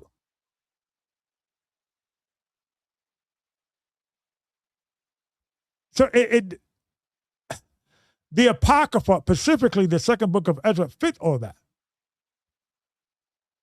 So that's why they go against their own rule. I want everybody to read the Apocrypha, specifically the second book of Apocrypha, the one that they use, or first and second. Read both. There's nothing there. First of all, there's nothing contradiction there, like what Mr. Bob is talking about. But I don't understand that concept because not only both of them dealt with temple rebuilding and also messianic or some form of restoration scriptures. Both of them are doing it. There's nothing contradiction about them. So that's the reason why that example that he gave is just an opinion. And he's trying to come across as very educated, like, let me give you these examples. That he didn't come up with that because, and it was not, those examples was not even contradictions. Read the book of Apocrypha, see if it contradicts, and use his method as a contradicting model. Because that contradiction, that so-called contradiction model he used is not a contradiction. Just because one is focusing on restoring the temple, and the other one is talking about Ezra during the time that he was in captivity, and during that process when they were being led, how God was operating with him, and he was writing those events. That's not contradiction. There's nothing contradicting about that. But guys like Bob do not have strong critical thinking skill. They're just good in repeating what they have learned from their dad, their spiritual dad. And that's the small hats. These all come from small hats. Right?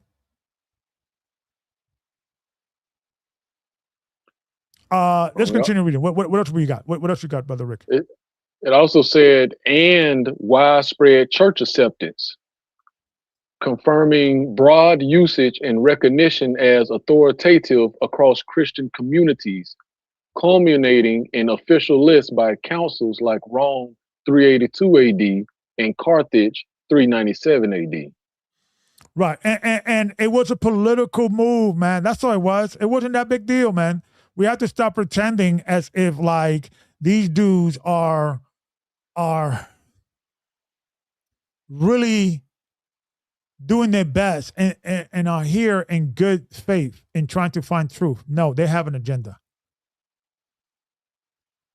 I just want truth, man, because I believe Jesus Christ was white. It didn't bother me. I believe that the Jews were white. That every time I used to read the Bible, I was talking about people that I saw on television or in these documentaries.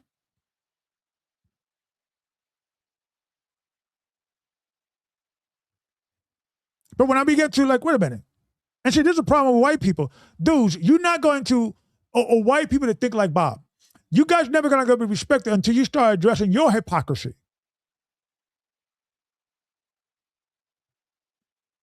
All right, so I'm gonna show you guys. Let me I want to show and you then guys. The third, yeah, go ahead, brother. Yeah, go ahead. Keep reading because I want to show somebody.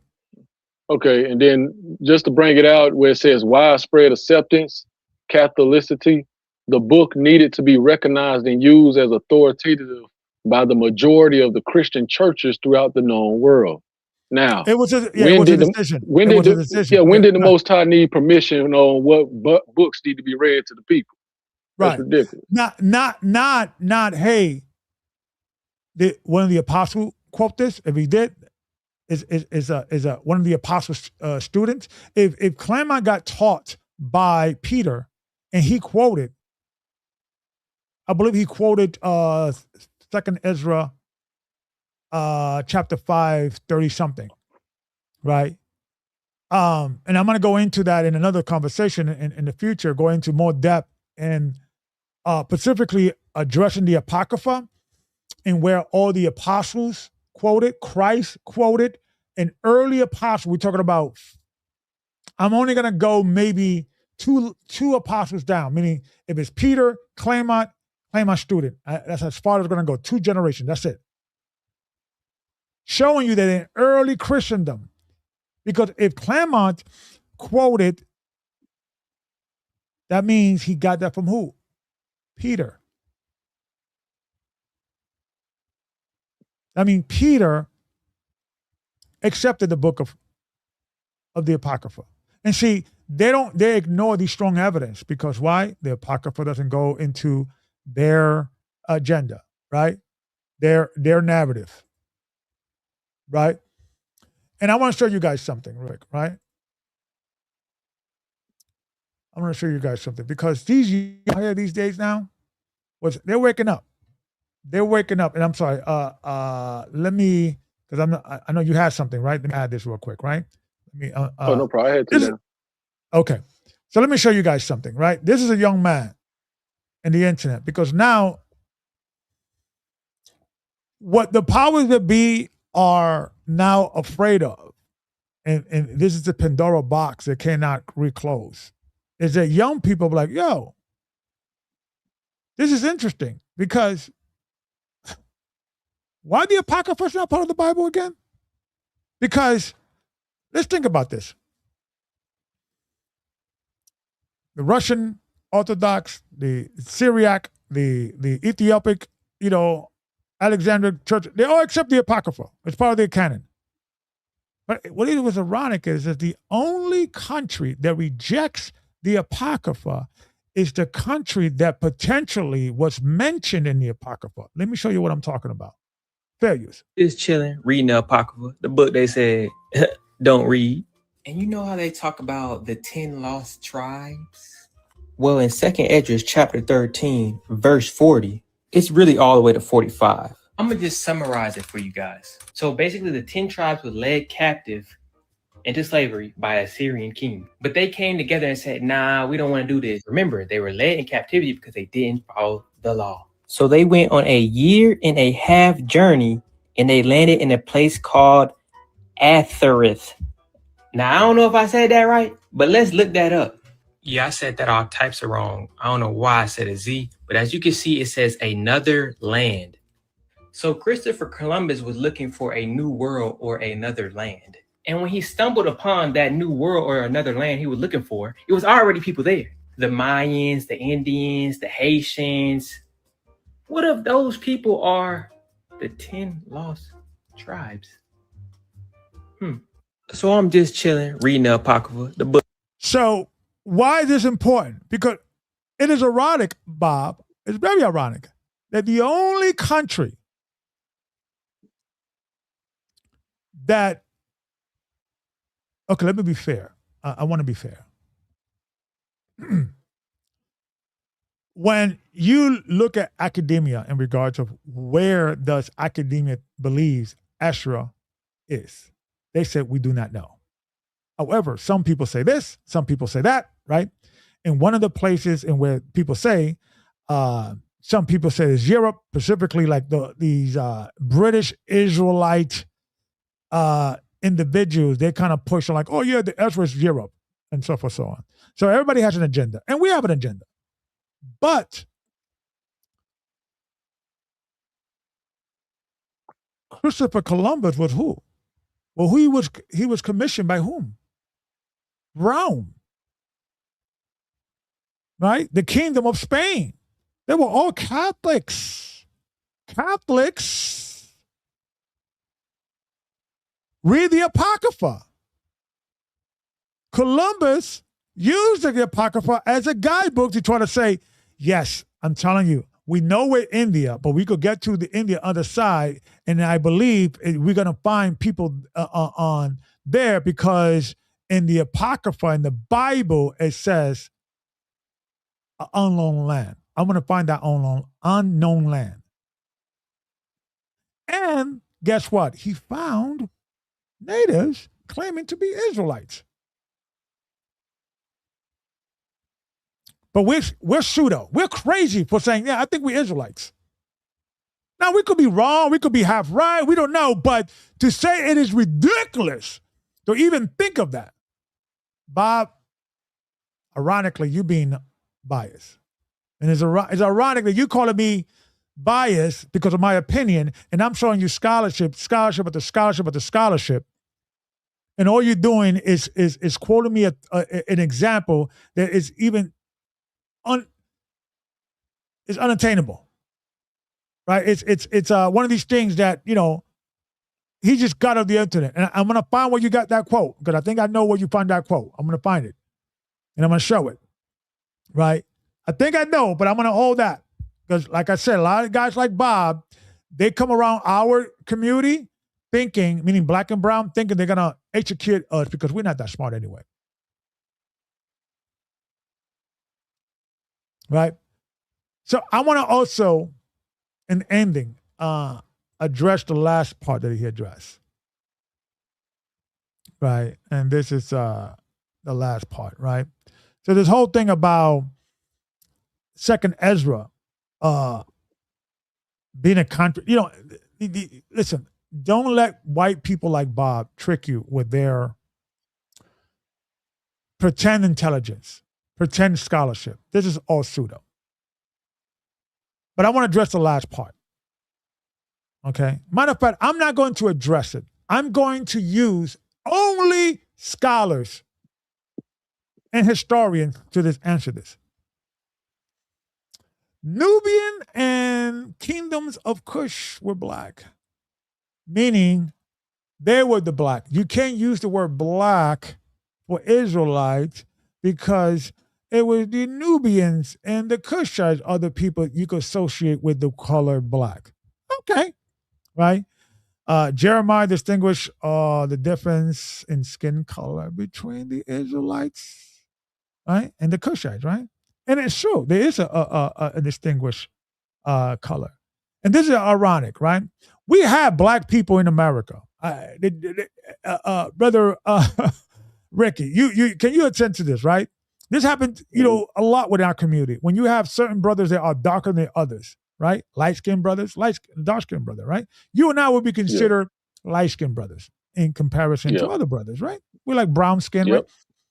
But do we joke around with brothers that are either real light or real dark, right? If you're light, right, like, what are you, man? You're a bottom. What's going on, man? You know, whatever. But you're real dark, like you're blacker than the night, brother. What's going, right? But we still part of. That's our family. That's our people. So why is it if the Jews, who were also were called black by outsiders, could distinguish themselves different from other black people, they are darker than them, like the Ethiopians. Is that possible? Yes, it is. But I'm not going to answer. I'm not going to give this guy an answer. I'm going to let his own scholarship. Right? I'm going to let. Hold on, let me take this out the way. Sorry, let me put this. Let me do this. Okay. Let me show here. Let me. I want to go there. There's a good website to go. This is read this title right here, real quick. Yemen, the crucible of Al Qaeda, was once a powerful Arabian kingdom run by Jews. But so you think, right, Jews, right, and you think these are actually bloodline Jews, but when you roll down to, here we go. Right, let's read. Let's read this real quick. All right. The deciphering of at the top where it says the most evidence, or just start at the deciphering? The deciphering. Okay. The deciphering of these artifacts has made it become possible to fill in some of the gaps in Himar's history as a Jewish kingdom. Its rulers likely converted to Judaism sometime around 380 CE, according to later Muslim tradition. And another thing that we have to start doing, my beloved brothers from the Israelite community, lean on Islamic historian data. There's a lot there that the European left out, and especially in the Dark Ages, because the Europeans, they were like, in the Dark Ages, we were great. We were like kingdom. And then, but when the Muslim went up, they were like, yo, these dudes don't even take a shower. I mean, it was all made up. And Bob, that's the reason why a lot of white people are not trusted when it comes to historians, because you guys lie a lot. By admission, by ignoring. Just white people lie. It's just, especially with history. They want to put themselves in everywhere. That's a problem, right? But going back to what I was saying earlier, right? I want to, let me see what it says over here. Blah, blah. Yeah, I'll address this later, because I wanted to also address something, right, about the Yemenite Jews. And I'm doing more research in regards of this. One of the evidence that they were converts is because they have sidelocks. Matter of fact, any Jew that has a sidelock in the Middle East is evidence that a sidelock and a kippah is evidence they're not Jews by blood. They're by Jews by conversion. I'm doing research on that. I got the receipts. I just want to get more receipts.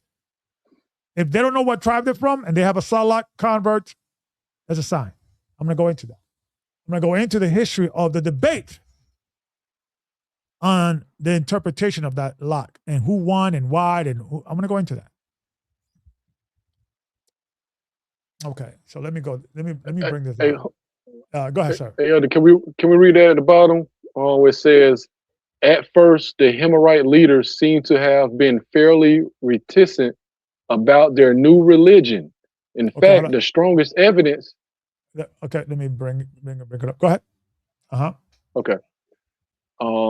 In fact, the strongest evidence for the date of their conversion comes from the sudden absence of references to polytheism and not from overt support for Judaism. Right. It was more like it's a lot of history there.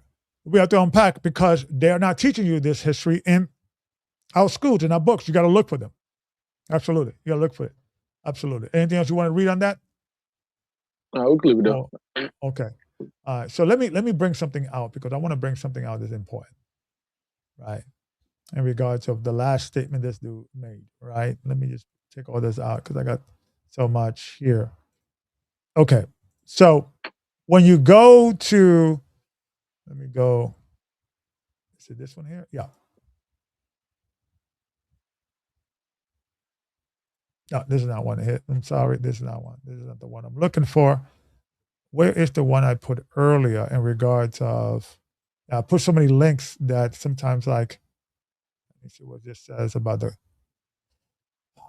there's another one here. There's so much, man. Jewish kingdom throughout history. Let me put this link. It goes into all the different, it goes into the Khazars, the 10 tribes, the Hashmoneans, the rebels, and another history. A lot of the rebel Israelites, a lot of them were Edomites. They were used. It was this guy that he took them. They were like a militia group that they kind of got brought in to kind of fight and all that. That's a whole. Josephus talks about that. The Hamirite kingdom, the Khazar kingdom. It's a good article. Let me put this article here. Hold on 2 seconds.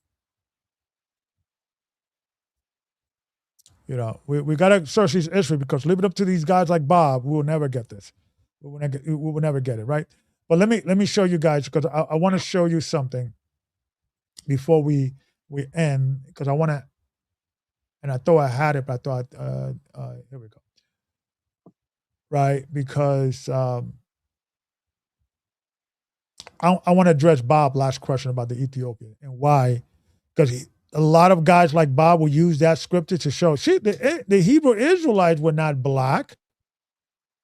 The Hebrew Israelite were not black because if they were black, they would not call the Ethiopians black, showing that they have a different skin color. They were white, right? Or, brownish color, like a Middle Eastern, and, they were brown people. They were not black, right? Okay. I want to show you guys something, right? Like I said, I'm gonna end the show with this, and Brother Bob, I'm going to answer you about the color of the ancient Israelites with your own sources, your own European sources. Fair use. The Romans described the ancient Hebrews. Let's see what the people who actually lived back then said. Roman historian Tacitus wrote that the Jews were descended from the Ethiopians. That's first century Rome linking Israel straight to Africa. Greek geographer Strabo said they came from Egyptian priests. And Josephus, a Jewish historian under Rome, said his own people looked Egyptian. Another Greek writer, Diodorus Siculus, said they were Ethiopians who left Egypt for religious reasons. Philo of Alexandria called them natives of the Nile region. So from Greece to Rome, historians kept repeating the same thing. The Hebrews and the Egyptians shared roots across Africa and the Near East. History speaks for itself. And Hebrew's an African language anyway, so why try to argue? Ever wonder how the Romans described the ancient Hebrews? Why try to argue, Bob? Just look up all these sources. I have presenting a lot of these sources on their own in previous shows, so I'm not going to waste my time with that.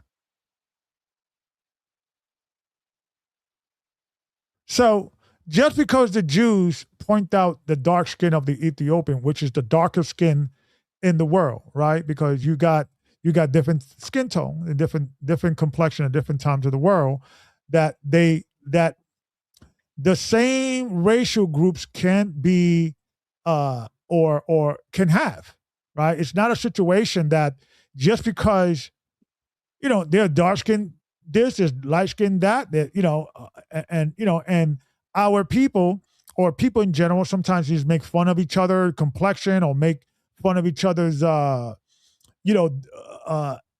abnormal whatever or things. You're so white, you're so black, look at your big ears, look at your big nose, and so forth, so on. And I'm not saying that the Hebrew Israelite were making fun of Ethiopian skin, because you had even a Benjamite in the Bible that was called a Cushite, meaning that was his literal name, Cush, which means burnt face, right? So it wasn't like a insult, but they was just pointing out. Let me show you guys this real quick, right? These are different skin tones, right, out in the world, right? There we go. So you got this guy.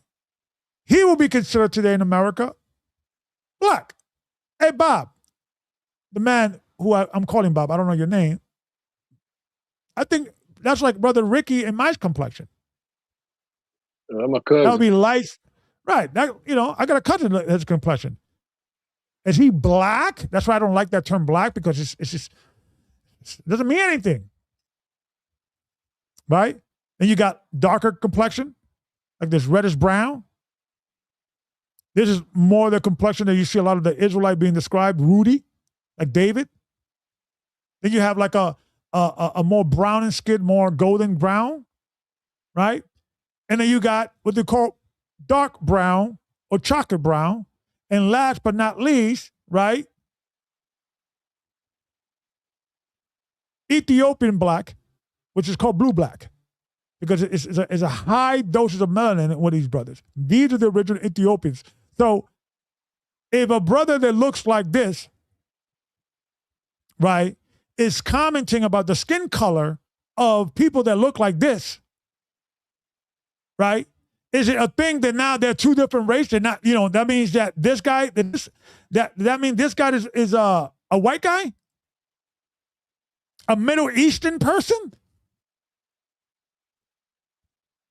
So the reason why I had to address this is because guys like Bob, use that scripture all the time. And the reason why I know that he's just defending the status quo, so to speak, right, is because I was not even talking about the Ethiopians. That was not even the subject. He just threw that in there to try to prove you guys are not black, bro. The Israelites were not black. That's why I don't like the word black. Because, Brother Ricky, you're like brown, reddish brown, golden brown, whatever you want to call it. I'm the same like thing. The Lion King, brownish Right. gold. Exactly.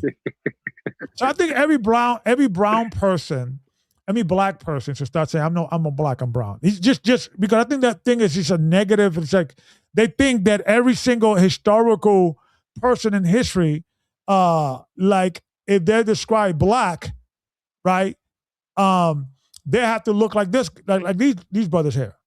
No. And from the white world perspective, he's black, and he's black, and he's black, or they will call them Ethiopian, because the word Ethiopian is a Greek word which means burnt face. Burnt face, burnt face, burnt face. From their perspective. But from our perspective, the Hebrew Israelite perspective, when we were in Africa, that's where Israel is at, there were different tribes. And they were different complexions. Some like this, some like that, some like this. It all depends. Go back to this, go back to that. The Ethiopians, the Cushites, they were of the darkest of the race. That's why God called them Cushites. Means black. They have a high melanin of skin. These brothers are beautiful brothers, and they need the gospel too. And we have to stop demonizing skin color as like it's a problem. And you white people, you demonize skin color because you don't see color. You just see white. Code word, I want everybody to be white. And the problem is that here we have the most smallest group in the world, white people. They are like, 7% of the population. Want to control every goddamn narrative that you can find in regards of history and biblical understanding. So, Bob, you're wasting your time, my man. Coming to the light side. You're in the dark side. Hey, white man, you're in the dark side. Come to the light side. Come where the black people are at. Or who you call black. Right? These people are the original phenotypically every race came out of people that look like these guys. Every nation. These are the original. So if you are looking to book a movie or a biblical movie, these are the type of faces you should be seeing in these movies. These are the symptom, the phenotype, high cheekbones, brown beautiful skin. These are the Hebrew Israelites. These were the Egyptians. These were the Canaanites. These were the people of the Bible that you read. The only time you start seeing white people is with Alexandria, the Macedonians. And ironic, that's in the book of the Apocrypha, the book that you threw out. Bob, you don't know what you're talking about, bro. You're part of the problem.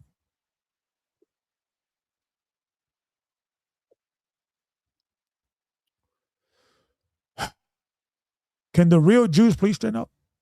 Can there be a real conversation about, are we the Israelites? Because the more you keep lying, the more we're going to start discovering those lies, and you're losing credibility. That's why this world, this ideology, the way we see it, people, listen, I'm hearing stacks of people are not celebrating Christmas anymore they used to, that is even hitting a plunger. Maisie is closing? You know why Maisie is closing? Because Maisie was one of the major department store. They made their profit during the holidays. That they were more like a symbol. It's like they made money during the regular season, but it was really not enough, or it's like just to keep them over the flow. They really made their millions and billions during the time of the holidays. People are waking up. People are waking up. And guys like Bob, come over to the outside. Your Jewish teachers are misled you, because all of this is all controlled by the small hats. You didn't come up with that about the Ethiopian Jews. Can Ethiopian change their spots and all that in the book of Jeremiah? You didn't come up with that. You didn't just come. That was taught to you at one point. Somebody told you that. So keep it coming, man, because you're helping us out with context, and I really mean that. You're helping us, so keep it coming. Brother Ricky, any last words you want to say before we end the show? Just brothers and sisters, keep doing your research. Don't let nobody discourage you about who you are and what you're looking up. And make sure you get around people that are like-minded, and make sure y'all can bond together. Try the spirit and understand that, there's a war, an impending war, and we got to prepare. So come together and y'all come up with some plans. Amen, amen, amen. So until next time, may the Most High bless you and keep you. And remember, Christ is King. Shalom.